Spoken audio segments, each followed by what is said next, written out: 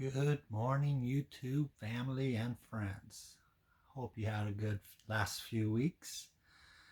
Oh, these last 3 weeks have been very interesting for me. Sorry I haven't posted a video these last few weeks. My head's been in a space. Let's just leave it at that. Today is Saturday, August 2nd, 2025, and this will be my week 71 results of being back on Mounjaro.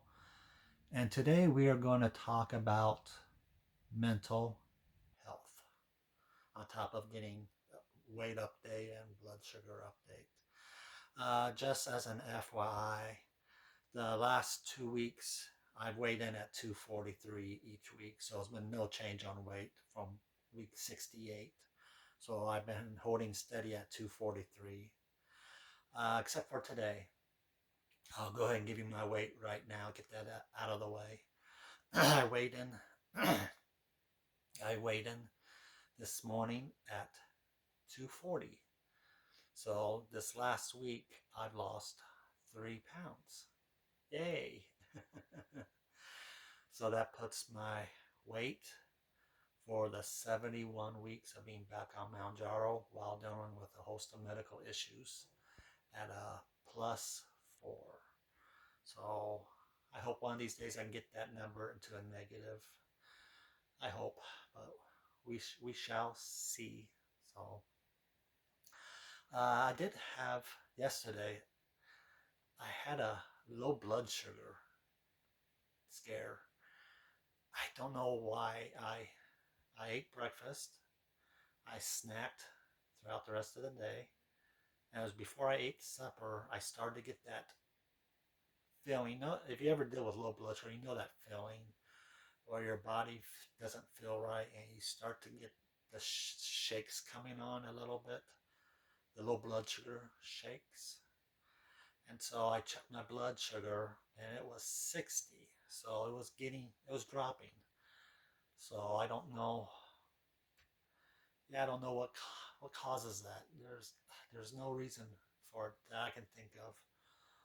It's not like I was fasting or anything. So I had a pop 4 of my chewable glucose tablets, and the feeling went away within 10 minutes, and then I ate supper a little bit after that, so that was fine after that. So we'll see where my blood sugar is at this morning. So let's go ahead and do the blood sugar now before I start talking about mental health. So I got my handy dandy blood tester. I won't put that in quite yet. I'm going to get my finger ready here. My alcohol wipe.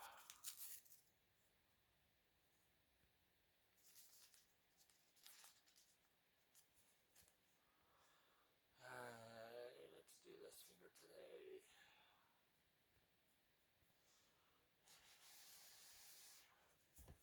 Get the blood flow into it, and then we'll go ahead and stick this in.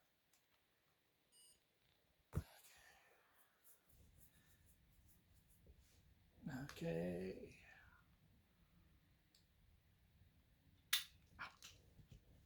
I'll never get used to that. Come on, blood.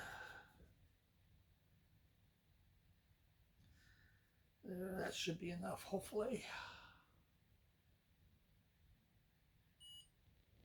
Okay, I'm fasting. I haven't ate anything. Just got out of the shower.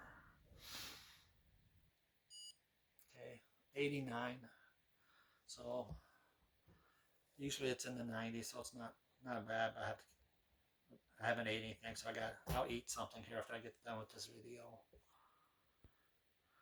Oh, okay. Get this. Let me get this taken care of real super quick.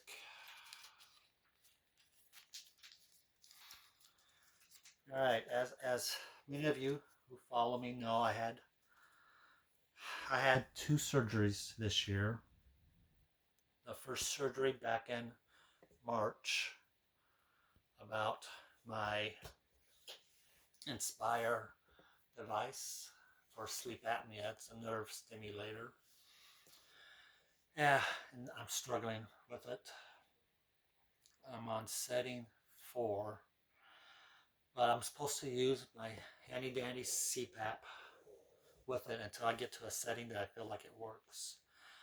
Once I got to setting 3, the stimulation was significant, and so I wasn't able to continue to use my CPAP with it. It was between the stimulation and the struggles I usually have with CPAP to begin with. I couldn't use it anymore with it. It was too much. So I stopped using my CPAP a month ago. Well, 3 weeks ago, almost a month now. And so that has just made me extremely tired. I'm waking up pretty much almost every hour. Yeah, I'm not getting restful sleep at all, and it's drained me. So that's one factor, and and I was supposed to I had second surgery on June 9th. It's the thymectomy to remove my thymus gland, which the surgery itself went fine. I'm fully recovered. My incisions are fine. I'm not going to show you them because they're fine. But I got released from the thoracic surgeon to go back to work on July 21st. As physically, from the surgery, I'm fine. I'm still a little tired at times, but I don't know if that is from the surgery or it's from my sleep apnea or it's just because my mental state is not good right now. So anyway, long story short, I did not feel like I could go back to work. Mentally, I'm not there. I think after dealing with all my medical issues over these last few years, finally got to me, and the stress of deciding whether or not to have these surgeries, all the research that I put into both surgeries to see if it was the right decisions or not.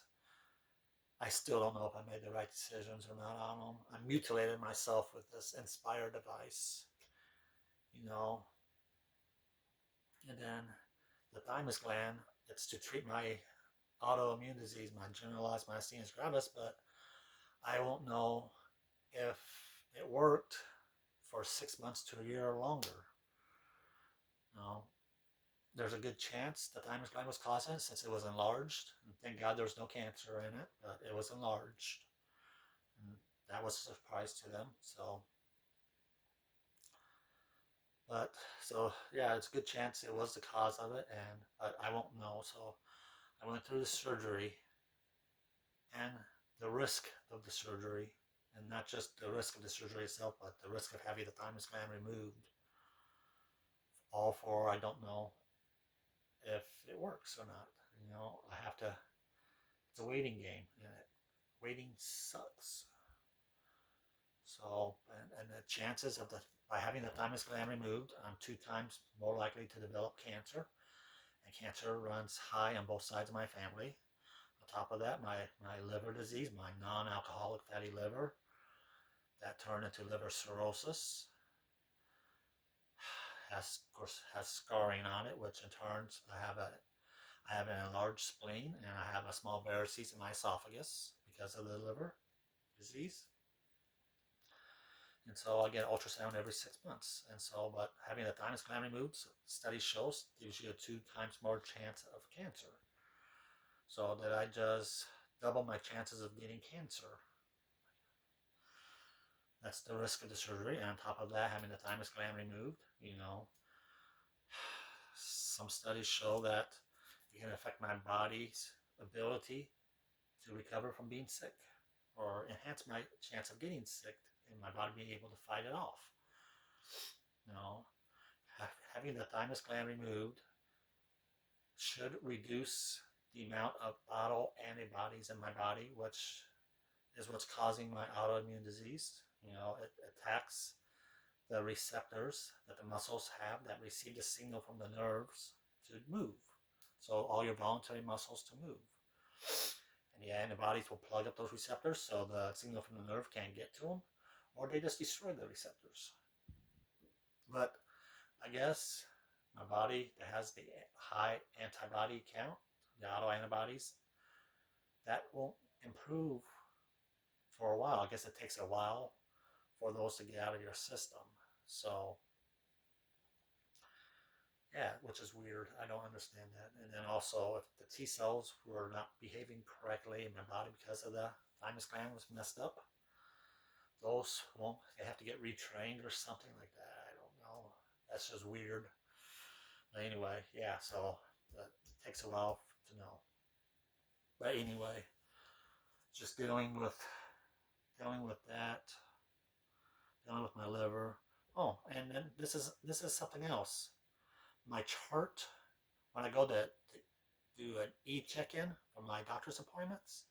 Now it doesn't say liver cirrhosis. It says liver fibrosis. I know the week after surgery, I had to do a follow-up with my primary. Of course, my primary wasn't available. She didn't have any appointments available, so I had to see another family physician in the same clinic. And he told me, get this, he told me he doesn't think I have liver cirrhosis. He thinks it's not that bad. Okay, I've had 2 liver doctors tell me otherwise, 2 gastroenterologists tell me that I'm in cirrhosis. Well, so I don't know how, did he change my chart to now show fibrosis versus cirrhosis? So I got that in my head. It's like, I know it's up to interpretation, the scans and all that. But with me having the enlarged spleen and the varices in my esophagus, it has to be cirrhosis.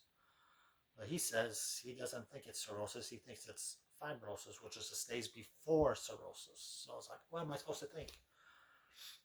So I was going to message my current gastroenterologist this and say, hey, my chart now says I don't have cirrhosis. It says fibrosis.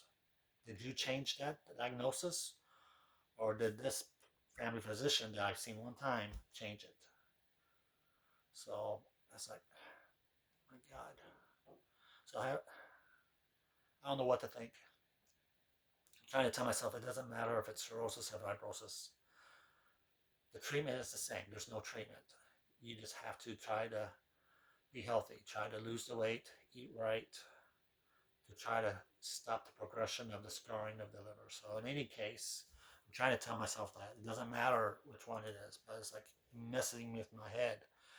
No, I've been dealing with this for about 5 years, 5, 6 years. I think it's 5 years.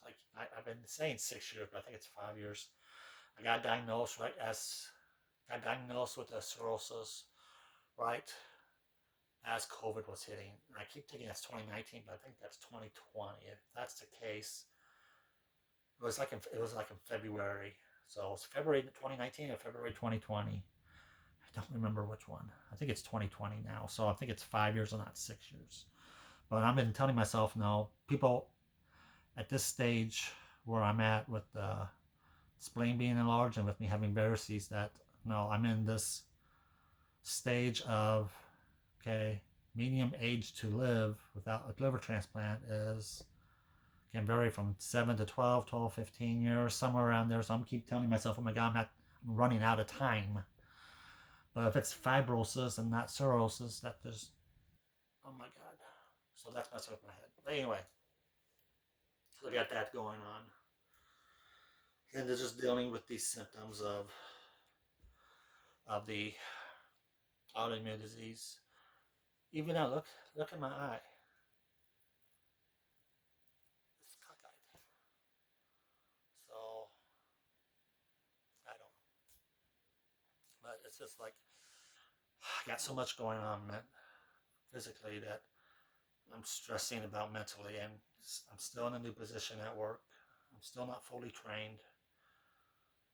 I just don't, at this point, I don't feel like I have anything else in me mentally to give to my job and to be able to do the job effectively and to learn a bunch of new stuff. That's why I haven't been back to work yet.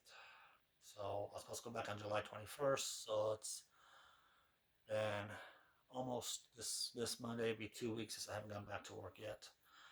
Uh, I've seen a mental health person, and then also she referred me to a psychiatrist that issues medication. So I've recently seen my primary doctor, and she does agree that I'm struggling and that you know, they are shocked that I've lasted this long with all my health issues. That I've lasted this long with no mental issues. So she prescribed me this stuff called Q.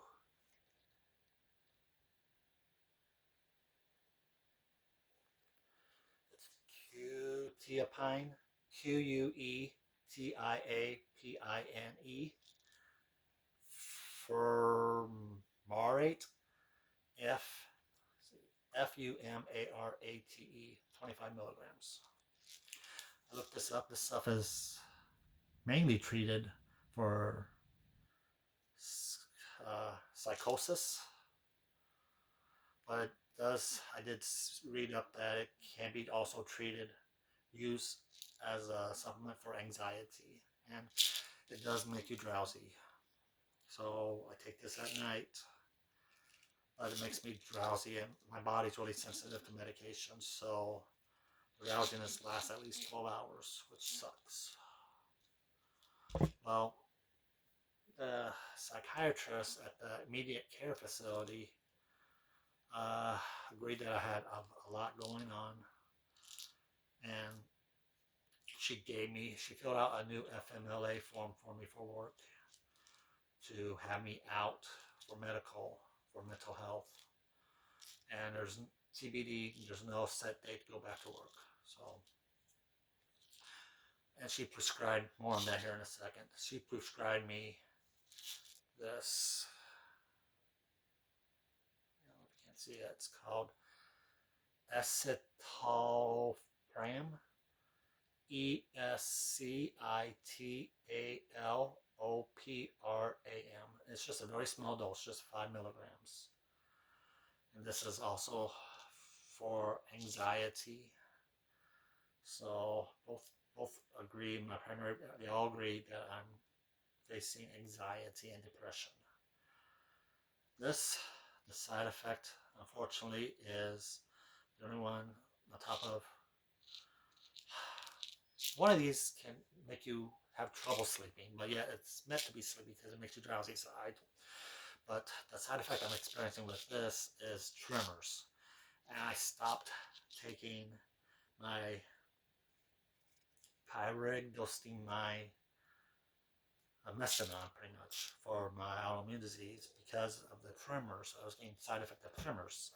So I stopped taking that, get rid of the tremors, and now thankfully it's such a small dose. I'm only experiencing tremors for about an hour or two in the day. It usually takes a few hours to kick in, and then I'll experience some tremors, mainly in my hands. But I do feel it throughout my body. But thankfully it only lasts for like an hour, sometimes two. So but I'm supposed to tell the doctor because that's listed under the let your doctor know immediately if you experience these symptoms, and the tremors are under that category. So I haven't told the psychiatrist about the tremors. So basically, I'm not able to do anything. So even if I wanted to go to work, I couldn't because of this medication, and I can't even drive Uber right now. So I got no money coming in from Uber, the second income, which sucks. So, but anyway, so that's my struggles right now with mental health.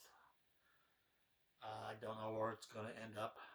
Unfortunately for my work, going into this, as of the 21st, when I was supposed to go back to work, I had used up 10 weeks already of the 12 weeks I'm allowed for FMLA that guarantees my job. So I don't know. I've used the week of the 21st and this last week of the 25th. That's the 12 weeks I've used up. So I don't know if that means starting this Monday, my job's not guaranteed no more. I don't know. So technically I'm on FMLA / short-term disability. But I have plenty of sick leave built up, so I'm still getting a full paycheck, thank God. So, but I don't know. I don't know where that means about my job. And long-term disability doesn't kick in for 180 days at my job. So it's like, what am I don't know if that's 180 calendar days or 180 work days. I don't know that. So if I go to long-term disability, if I'm on it that long, that means my job is definitely gone. No, I'm no longer employed. Long-term disability insurance kicks in. So at that time, I get access to my 401k. But as of right now, I don't have access to that 401k with me not having the extra money coming in from Uber. So that's stressing me out. I go on vacation next Friday. I leave for my cruise, my birthday cruise. So that's all paid for already. So the only thing I won't have is just spending money on the cruise, which sucks. So with me not working Uber right now, yeah, I don't know. I have hopefully when I get back from my cruise, I'll be able to work Uber. So otherwise, I don't have enough money to cover my bills for August. So so we'll see. We'll see where it all ends. So I'm stressed about that.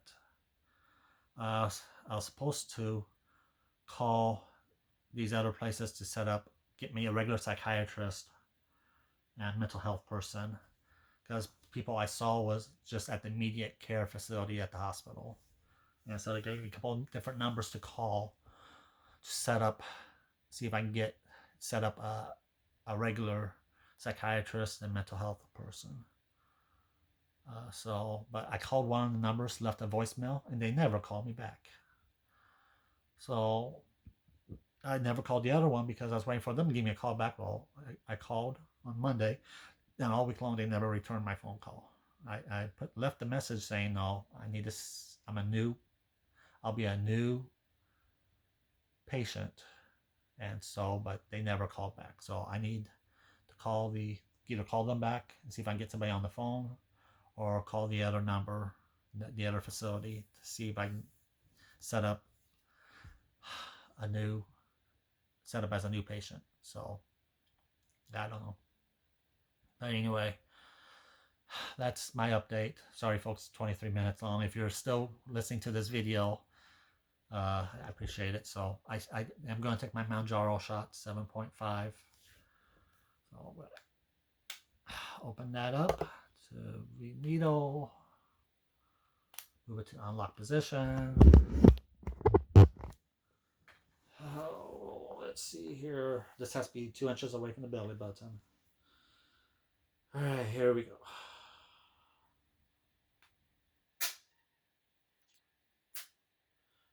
Ooh, that bled that time.